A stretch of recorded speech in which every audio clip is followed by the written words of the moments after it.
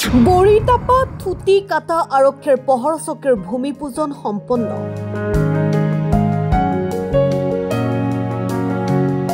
নলবাৰী জিলাৰ পূৰ্বৰ ধৰ্মপুৰ সমষ্টি এতিয়াৰ বৰক্ষেত্ৰ সমষ্টিৰ বৰিটাপা থুটি কাটাত মঙলবাৰে বৰিটাপা থুটি কাটা মিলন বজাৰত আৰক্ষীৰ পহৰা চকীৰ ভূমি হস্তান্তৰ আৰু ভূমি পূজন অনুষ্ঠান অনুষ্ঠিত হয়। দীৰ্ঘদিনৰে পৰা আৰক্ষীৰ পহৰা চকীটো বৰিটাপা প্ৰাথমিক স্বাস্থ্য কেন্দ্ৰৰ চৌহদত আছিল।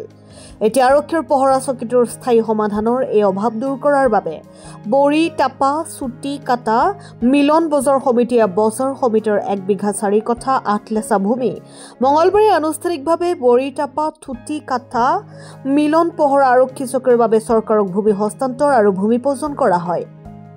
ভূমি হস্তান্তৰ আৰু ভূমি পূজন অনুষ্ঠানত উপস্থিত থাকে নলবাৰী জিলাৰ অতিৰিক্ত আৰক্ষী অধীক্ষক প্ৰদীপ কুৱাৰ, মুকালমুৱা আৰক্ষী থানাৰ ভাৰপ্ৰাপ্ত আৰক্ষী বিষয়া নীলোৎপল দলে, ফুলমাৰা আৰক্ষী চকীৰ ভাৰপ্ৰাপ্ত আৰক্ষী বিষয়া বিশাল কাশ্যপ, শিঙিমাৰী আৰক্ষী চকীৰ ভাৰপ্ৰাপ্ত আৰক্ষী বিষয়া মনোজ কুমাৰ দাস, বৰিটাপা পহৰা আৰক্ষী চকীৰ আৰক্ষী বিষয়া তাৰিণীকান্ত বড়ো, থুটি কাটা মিলন বজাৰ সমিতিৰ সভাপতি গিৰীশ চন্দ্ৰ মেধি, সম্পাদক চন্দ্ৰকান্ত দাস, কাৰ্যকৰী সভাপতি অখিল চন্দ্ৰ হালৈ, সহকাৰী সম্পাদক প্ৰফুল্ল কুমাৰ দাস, সমাজকৰ্মী ৰাজু ভূঞা, বিনয় ভূষণ কাকতিৰ লগতে স্থানীয় ৰাইজ।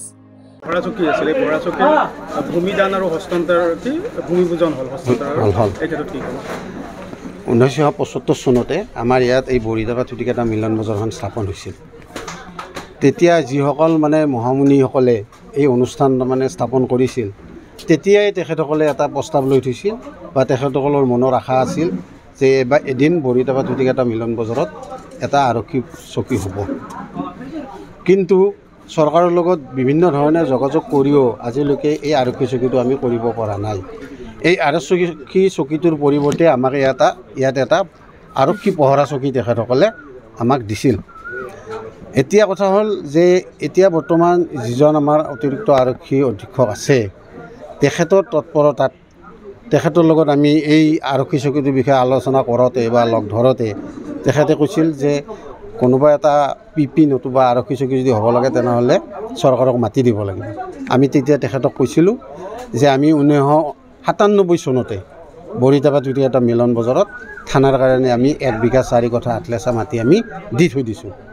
তেতিয়া তেখেতে কৈছিলে যে যদি ইমান দিন মাটিখিনি দিছিলে আপোনালোকে কি কৰি আছিল? তেতিয়া আমি কৈছোঁ যে ছাৰ, আমি প্ৰত্যেক বছৰে আমি আৰক্ষী অধীক্ষকৰ লগত যোগাযোগ কৰি আছোঁ, কিন্তু আমি একো ফল পোৱা নাই।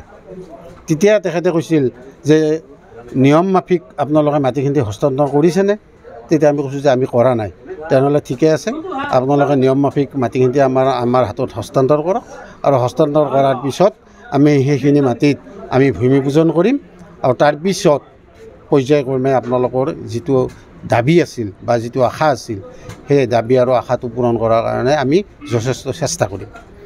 সেইকাৰণে আজি তেখেতৰ উপস্থিতিত আমাৰ এই বৰিটাপা থুটি কাটা মিলন বজাৰত পহৰা আৰক্ষী চকীটো উন্নতি কৰাৰ কাৰণে আমাৰ ভূমি পূজন হৈ গ'ল।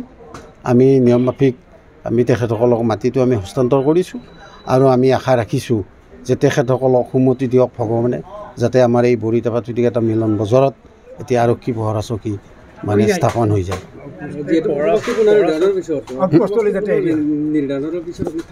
পহৰা চকীটো যাতে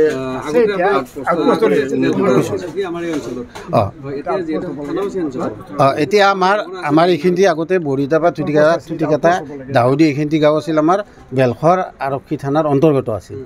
যেতিয়া সমষ্টি পুনৰ নিৰ্ধাৰণ হ'ল, এই সমষ্টি পুনৰ নিৰ্ধাৰণত আমি বৰিটাপা থুটি কাটা দাউদি এইখিনি আমি বৰক্ষেত্ৰীত সোমাই পৰিছোঁ, অৰ্থাৎ মুকালমুৱা থানাৰ আমি সোমাই গৈছোঁ আমি মুকালমুৱা থানাত।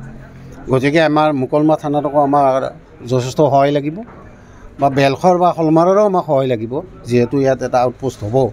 এতিয়া আমাৰ অতিৰিক্ত আৰক্ষী অধীক্ষক মহোদয়ে কোৱাৰ মতে যে প্ৰথমে আমি থানাৰ মাটিখিনি আমি পুতি লওঁ, পুতি লৈ ইয়াত PPৰ কাৰণে কিছু অস্থায়ী আমি ঘৰ বনাই দিওঁ, তাতে আমাৰ PPটো স্থাপন হওক, আৰু PPটো স্থাপন হোৱাৰ পিছত আমি ইয়াত এটা আৰক্ষী চকী দিয়াৰ কাৰণে চৰকাৰৰ লগত আমি যোগাযোগ কৰিম। আৰু তেখেতে মুকলি সভাত কৈ গৈছে যে ইয়াত আৰক্ষী চকী দিয়াৰ কাৰণে ইতিমধ্যে আমি অসম চৰকাৰক লগি আমি প্ৰপ'জেল আমি পঠাইছোঁ। গতিকে আমি আশা ৰাখিছোঁ যে ইয়াত এটা নিশ্চয় আৰক্ষী চকী আমি পাম। চিকিৎসালয়ৰ মাটিত কিমান দিন চিকিৎসালয়ৰ মাটিত বৰ্তমান প্ৰায় 20 বছৰ এই পিপিটো হেৰি হৈ আছে, স্থাপন হৈ আছে, প্ৰায় 20 বছৰ, প্ৰায় 20 বছৰ। আৰু আমি আপোনালোকৰ এই চেনেলৰ জৰিয়তে অসমৰ মাননীয় সুদক্ষ মুখ্যমন্ত্ৰী মহোদয়ক আমি অনুৰোধ জনাইছোঁ যে এই আমাৰ নলবাৰী জিলাৰ অতি পিছপৰা অঞ্চল বৰিটাপা টুটিকাটা আৰু দাহুদি এইখিনি একদম স্পৰ্শকাতৰ এলেকা।